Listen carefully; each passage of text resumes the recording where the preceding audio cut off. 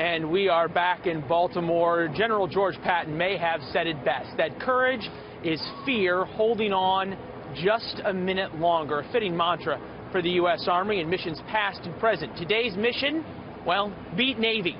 Joining us to talk about the legacy that spans that service, General Mark Milley, United States Army Chief of Staff, 4-star General, and retired Command Sergeant Major Kenneth Rock Merritt, World War II veteran, and truly a legendary paratrooper from the 82nd. Gentlemen, great to be with you. Thanks for having us here. All right, so it's a 14-year losing streak for Army. Is this your year? I think this is it. Today's the day. Today's the day? 14 Absolutely. Years is a long time, though. 14 years is a long time, but this is the year of breaking records and big upsets. Big upsets. We've seen that for sure, both on the football field and certainly in politics.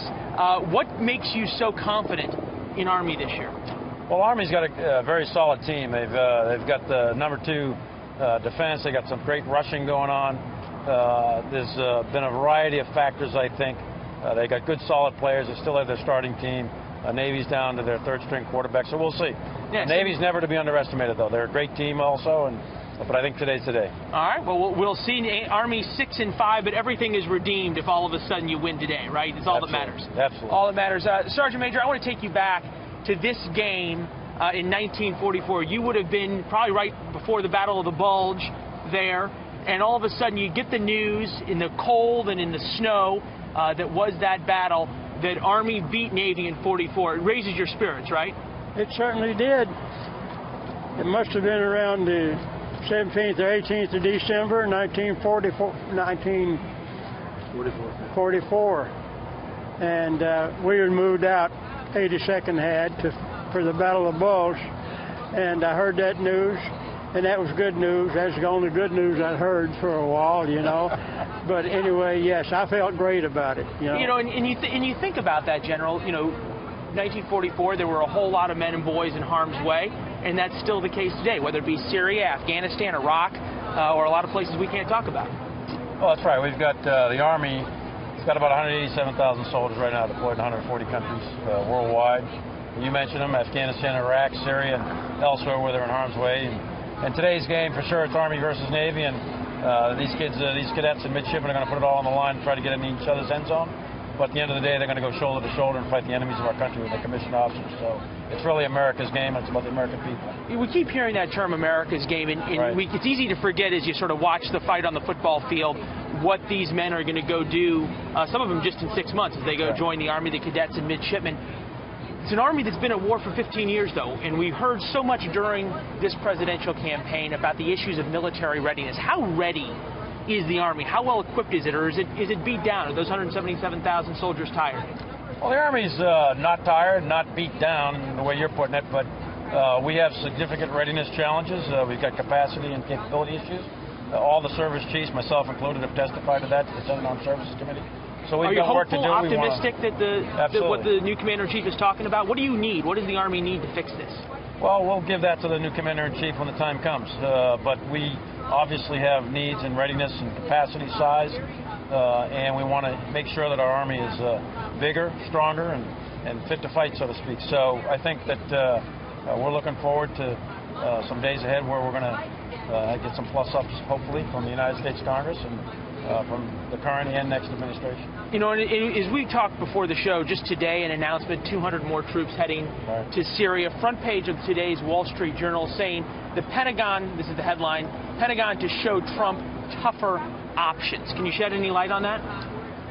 Not really. There's a series of options that we're going to present to President-elect Trump when the time comes, but I think it's best presented to him first. But conceivably, these things could be something along the lines of rules of engagement changes, options, menus that any commander-in-chief could choose from. It could be any and all of those things, Leland. Well, so we'll take it step by step, and President-elect Trump will be the first to hear, and I'll be sure to call you afterwards.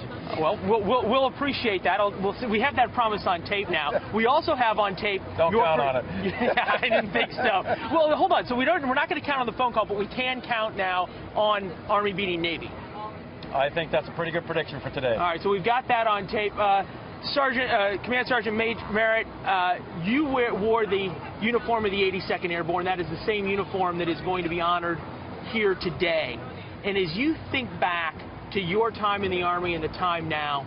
Some things have changed for sure. Give us a sense of the values, though, that have stayed the same, that the men out there on this field will take out to the Corps. Well, you're right. There's been a lot of changes in the last 70 years in the Army. I think the concept today of our football players wearing and honoring the 82nd Airborne Division is going to help the esprit de corps of the 82nd and all of our armed forces and what have you. And I think today, with all the turmoil that's going on in the world today, we have the best educated, best officers and non-commissioned officers that our Army has ever produced.